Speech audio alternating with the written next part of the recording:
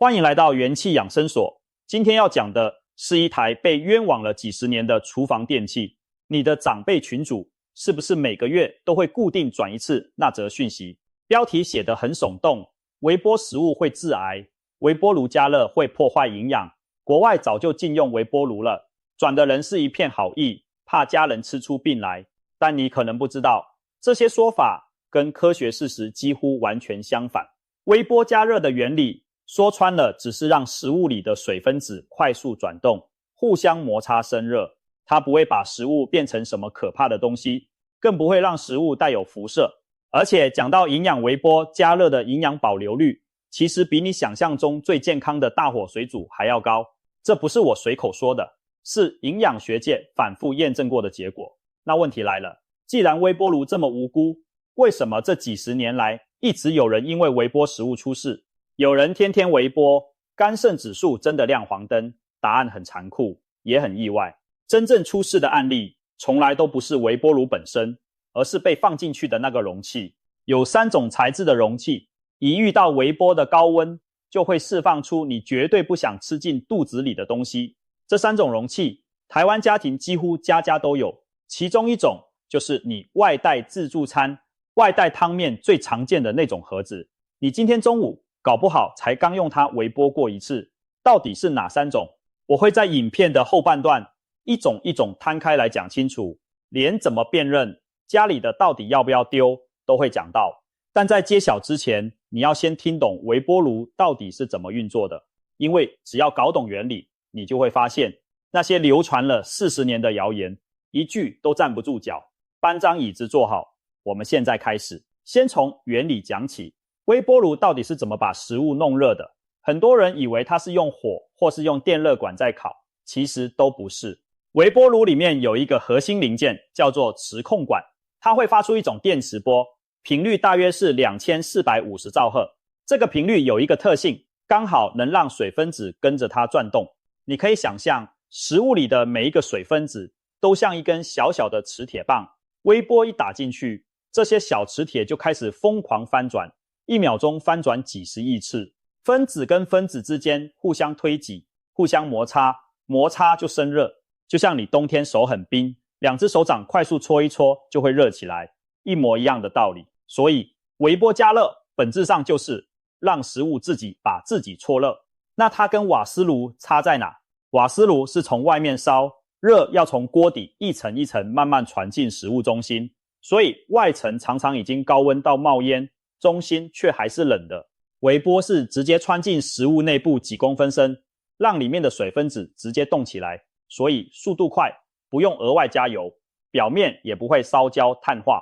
你去超商买个饭团，买个便当，店员按个40秒就热好了，靠的就是这个原理。这里有一个非常重要的观念，请你记住，食物加热后会不会产生有害物质？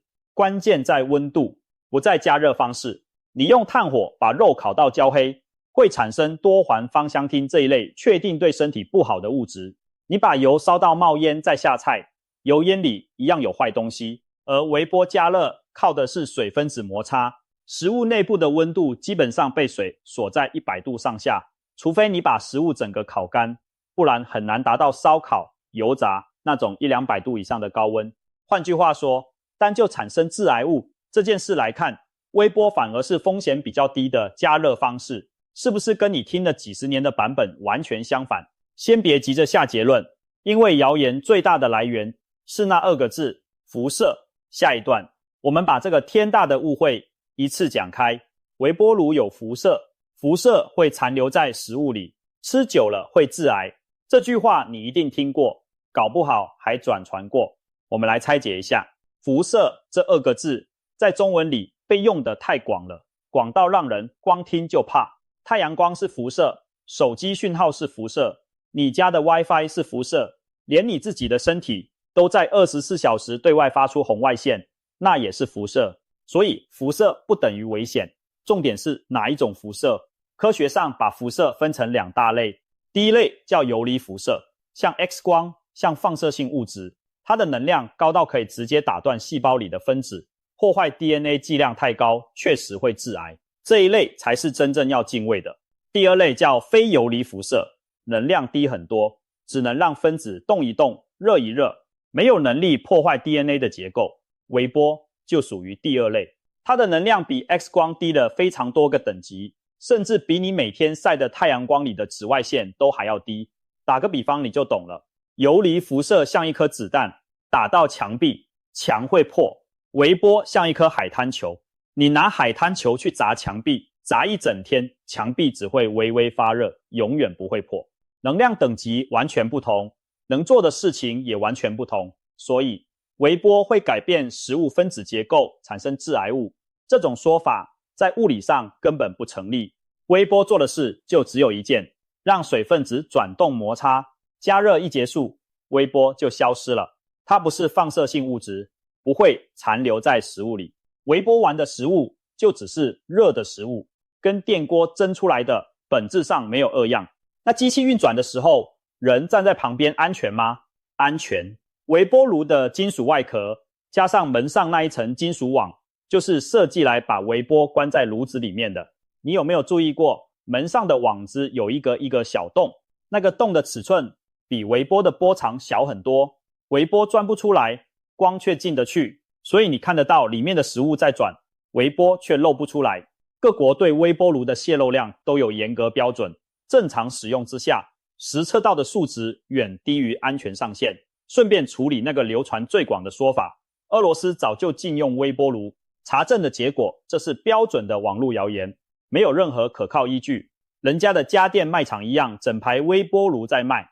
这类讯息的公式都一样，套一个遥远的国家，讲一个你查不到的禁令，听起来煞有其事，下次再看到可以安心删掉。世界各国的食品安全机构跟医界的共识非常一致，微波炉正常使用，不会让食物致癌，也不会伤害站在旁边的人。好，辐射这条冤案洗清了，但很多人会退一步说，就算不致癌，微波总会破坏营养吧？机器打出来的热听起来就很伤食物，结果数据一摊开，事情又反过来了。这一段可能会颠覆你几十年的煮菜习惯。我们来办个比赛，同样一把青菜，水煮、快炒、微波，哪一种留下的营养最多？我猜大部分人会说水煮最温和、最健康，微波最伤。实际上，研究发现的结果几乎是倒过来的。关键在二件事：温度跟水。蔬菜里最娇贵的营养素，像维生素 C、叶酸这些水溶性的维生素，它们有2个弱点。第一，怕高温煮太久；第二，会溶到水里。那你想想，水煮的过程发生了什么事？一大锅滚水，青菜丢下去滚好几分钟，维生素 C 一边被热破坏，一边大量溶进煮菜水里，最后那一锅水你还整锅倒掉，等于把营养煮出来，再亲手倒进水槽。医界估计，水煮蔬菜的水溶性维生素流失3-4成很常见，煮得久一点，流失一半都有可能。那微波呢？微波的加热时间短，用水量极少，甚至完全不用加水，靠蔬菜本身的水分就能熟，时间短，水又少，营养素根本来不及跑出去。所以多数研究发现，微波蔬菜的维生素保留率比水煮高，跟快速清炒差不多，有些项目甚至更好。像绿花叶菜里面很受重视的抗氧化成分，长时间水煮流失最严重，微波跟清蒸的保留率都明显比较好。再讲快炒，快炒本身的营养保留其实不差，但它有一个隐藏成本，油烟。台湾人习惯热锅热油，大火爆香，油一旦烧到冒烟就开始裂变，那个烟本身就是肺的负担。医界提醒很多年了，不少常年下厨的婆婆妈妈明明不抽烟，肺部却出问题，厨房油烟一直是被高度怀疑的因素之一。相比之下，微波不用油，零油烟，对天天煮饭的那个人来说，反而是一种保护。顺便回答2个很多人私下问的问题。第一，隔夜菜用微波加热会不会产生毒素？不会，隔夜菜的风险在保存，不在微波。菜在室温放太久，细菌滋生，那是冰箱跟保存时间的问题。微波反而是把它彻底加热杀菌的好帮手，前提是要热得够透，这个后面会教你。第二，超商便当的盒子，为什么店员直接整盒微波？因为那种盒子用的是耐热的合格材质，而且有清楚的耐热温度标示，怎么辨认，待会也会教。所以你看，微波破坏营养这个罪名一样不成立。真要颁奖的话，对营养最不友善的其实是长时间大滚水煮跟烧到冒烟的爆炒。微波炉被骂了40年，结果人家是全班前段班。讲到这里，微波炉几乎完全平反了。但我开头就说过，真正出事的案例是存在的，问题不在微波，在容器。接下来就是今天最重要的部分，3种绝对不能进微波炉的容器。我们从第3名开始倒注揭晓。第3名，很多人家里小朋友的餐具就是它。第3名，美奈敏。这个名字你可能没听过，但东西你绝对天天看到。自助餐店那种怎么摔都摔不破的彩色碗盘，面摊的红色塑胶碗，还有大量的儿童卡通餐具，很多都是美奈敏做的。它硬、轻、耐摔，看起来像瓷器，其实是3聚氰胺和钾全聚合成的塑料。有没有看到关键字3聚氰胺？就是当年毒奶粉事件里的那个名字。美奈敏在常温下很稳定，装冷菜凉拌没什么大问题，但它天生怕热，温度超过大约40度就会开始释出微量3聚氰胺，温度愈高释出愈多，装酸的、油的、烫的跑出来得更快。你把它放进微波炉，食物内部直逼100度，等于逼着它把3聚氰胺吐进你的汤汤水水里。3聚氰胺进了身体，主要伤的是肾脏，长期低剂量累积跟肾结石、肾功能损伤都有关联。台湾本来就是洗肾人口密度很高的地方，这种没必要的风险真的不要再往自己身上加。怎么认出美奈敏？很简单，长得像瓷碗，拿起来却很轻，用指甲敲一敲，声音闷闷的不清脆，摔到地上不会破，大概就是它。这种碗连装滚烫的热汤都要有节制了，进微波炉想都不要想。这里插一个案例，一位55岁的林阿姨退休后帮忙带孙子，疼孙疼得不得了，特地买了一整组可爱的卡通碗盘，小朋友的粥、面、炖蛋，每天都用那个碗直接进微波炉加热，这样用了快1年。有一次社区健康讲座，讲师拿着一模一样的碗说，这是美奈敏，不能微波，也不建议装热食。林阿姨当场脸都白了，回家立刻全部换成素面白瓷碗。她后来说了一句很实在的话，大人吃错是自己选的，小孩吃错是我们大人给的。这句话送给每一位帮忙带孙的阿公阿嬷。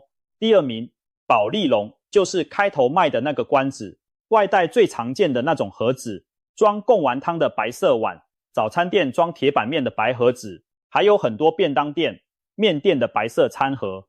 保利龙的成分是聚苯乙烯，它有2个致命弱点，不耐热、不耐油，大概70-80度就开始软化变形，碰到高温的油更惨，会被溶出苯乙烯这一类物质，而苯乙烯被国际癌症研究单位列为可能致癌物。你把一碗有油有汤的面，连保利龙碗直接进微波，加热到滚，碗都塌了、皱了，那些溶掉的东西去了哪里？不会凭空消失，就在你那碗汤里，一口一口进了你的身体。再讲一个案例，一位68岁的陈大哥，退休后自己打理3餐，最爱去巷口的自助餐夹菜外带。他图省事，白色餐盒连盒放进微波炉，按3分钟，哔一声就开吃，天天如此。有一次女儿回娘家，打开微波炉要热汤，看到里面那个餐盒整个塌陷，底部皱掉变形，吓了一大跳。一问之下才知道，爸爸这样用了快2年，带去健检，肝肾指数卡在及格边缘。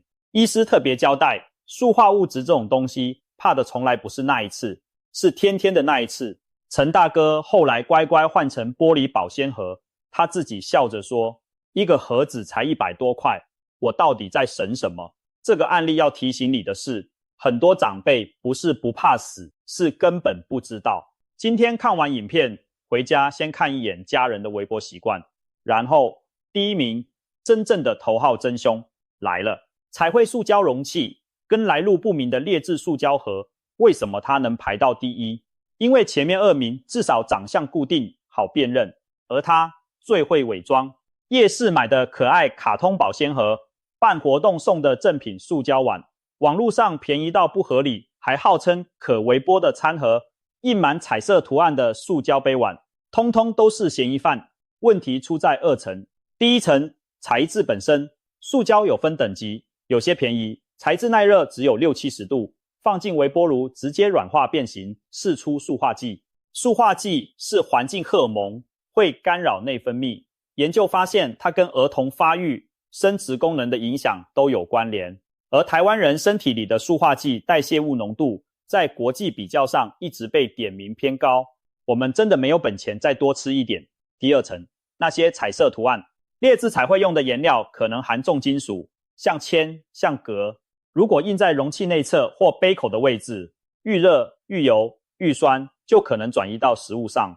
重金属进了身体很难排出去，是一点一滴慢慢存起来的。所以第1名的真凶，严格说起来不是单一材质，而是一个组合，便宜、来路不明、印满图案、标示不清。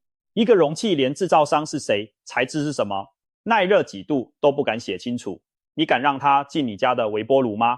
讲完黑名单，你一定想问，那到底什么容器可以微波？教你3招判读，30秒学会。第1招，翻过来看底部，合格的塑胶容器，底部会有一个三角形回收标志，里面有一个数字，你只要记一个号码就好。5号，材质叫 PP， 聚丙烯，耐热大约可以到130度上下，是目前公认最适合微波的塑胶。其他号码不管老板说的多好听，保守起见，一律不要微波。第2招，找可微波的字样或微波炉图示，而且要同时有耐热温度的标示，2个都有才算数。只写可微波，不敢写耐热几度的，直接淘汰。第3招，也是最安心的一招，直接改用玻璃跟陶瓷。素面的耐热玻璃保鲜盒、白瓷碗盘，怎么微波都稳定。但陶瓷要挑素面的，有金边、银边、金属光泽、彩绘的不行，金属遇到微波会冒火花。补充一句，就算是5号 PP 外送超商那种一次性的餐盒，刮痕多了、雾化了、变形了，就让它退役，不要重复微波个没完。顺便把金属讲清楚，不锈钢便当盒、铝箔包、铝箔纸、铁汤匙一律不能进微波炉。微波打在金属上会反射、会放电，轻则伤机器，重则起火。还有保鲜膜，很多人习惯盖一层保鲜膜再微波，要注意2件事。第一，选有标示可微波的保鲜膜。第2，保鲜膜不要直接贴在食物上，尤其是油多的食物，中间要留空间，或者干脆拿一个盘子倒扣当盖子，最简单也最安全。最后补一个冷知识，带壳的蛋，整颗的全熟水煮蛋，不要微波，蒸汽闷在里面没地方跑，会爆炸。在炉子里爆算你好运，有人是拿出来咬下去的瞬间才爆，直接烫伤嘴巴跟脸。讲到爆炸，刚好接到下一段，微波炉真正该小心的风险不是致癌，是接下来这2件更实际的事。第1件，受热不均，微波在炉子里的能量分布本来就不平均，有的位置强，有的位置弱，所以食物常常这一口烫到跳脚，下一口却还是冷的。这不只是口感问题，是食品安全问题。生肉、海鲜、隔夜、饭菜，如果只有外圈热，中心还是温温的，细菌根本没被杀死，吃下去照样拉肚子。隔夜菜的标准很简单，要热到整体冒热气，中心烫口。医界建议食物中心温度至少要到74度左右，才能有效杀菌。解决方法3个字：翻、拌、停。大块的食物中途暂停一下，翻个面，搅一搅，再继续加热。加热完不要急着吃，静置1分钟，让热从高温区传到低温区，整体温度拉匀，杀菌更彻底。有转盘的机种，容器不要放在正中心，稍微偏一点，受热会更平均。汤汤水水的东西，盖上可微波的盖子，留一个小缝让蒸汽出去，热得均匀，也不会喷得整台炉子都是。第2件，突沸，也叫爆沸，这个是真的会把人送急诊的。你用微波炉加热1杯水、1碗汤，因为微波加热太安静、太平均，液体有时候已经超过沸点了，表面却平静无波，看起来就像还没滚。这时候你一端出来，手轻轻一晃，或是丢一匙咖啡粉，一包麦片下去，整杯瞬间炸开，滚烫的液体直接喷上你的手和脸，急诊3不5时就会接到这种烫伤。预防方法超简单，加热纯液体的时候，杯子里先放一只竹筷子或非金属的搅拌棒，给气泡一个附住的地方，就不容易突沸。拿出来之前，先用筷子搅2下再端，时间宁可分段按，先按1分钟，不够再补30秒，永远比一口气按5分钟安全。你发现了吗？微波炉真正的风险全部都是使用方式的问题，跟致癌一点关系都没有。容器选对，操作做对，它反而是厨房里数1数2安全的工具。不过还有最后一关，你的微波炉本身可能才是全厨房最脏的角落。用了10几年的老炉子，到底要不要换？炉子里那一圈黄黄的油垢又该怎么办？先讲清洁，微波炉内壁那些喷溅的油点、汤渍，很多人一放就是半年。这些残渣每一次加热都跟着一起焦化，发臭，还会养细菌，等于你每次热菜都跟一炉陈年油垢一起加热。教你一个2分钟懒人清洁法，拿一碗水，挤一点柠檬汁或倒一点白醋，放进去微波2到3分钟，让酸酸的蒸汽充满整个炉内。关机之后再焖5分钟，然后用抹布轻轻一擦，软化的油垢就很好擦掉了。1个月至少做1次。门边的橡胶密封条也要记得擦，那里卡了菜渣，门就关不紧，而门关不紧才是真正会影响微波密闭效果的事情。底下的玻璃转盘可以整个拿下来，当成一般碗盘，用洗碗巾洗干净，擦干再放回去。再讲汰换，微波炉不是愈老愈有感情就一直用下去，出现3个讯号就该认真考虑换一台了。第一个讯号，门关不紧，门框变形，铰链松动，这直接关系到微波会不会外泄，最不能拖。第二个讯号，内壁涂层剥落，出现大片锈斑，微波反射会乱掉，还可能放电打火。第3个讯号，加热明显变慢，以前2分钟热好的便当，现在要按到4分钟，代表磁控管老化，效率变差又耗电。一般家用微波炉的寿命大约10年上下，超过年限又出现这些状况，就真的别舍不得了。顺便辟个谣，网络上教的把手机放进微波炉，关上门，打电话看通不通，来测试漏波，这个方法并不准。手机讯号的频段、路径跟微波炉的状况是2回事，测不出你真正想要的答案。真的担心泄漏，找原厂或专业人员检测比较实在。最后帮你把今天带得走的重点打包成3件事。第一件，微波是非游离辐射，不残留不致癌，营养保留率还赢过长时间水煮，微波炉是被冤枉的。第二件，真凶是容器，美耐敏、保丽龙、彩绘劣质塑胶，这3种永远不要进微波炉，塑胶认明5号 PP， 最安心的是素面玻璃和白瓷。第3件，真正的风险是受热不均和突沸，记得翻拌静置，热液体放一只筷子，时间分段，按今天的前3名，你中了几个？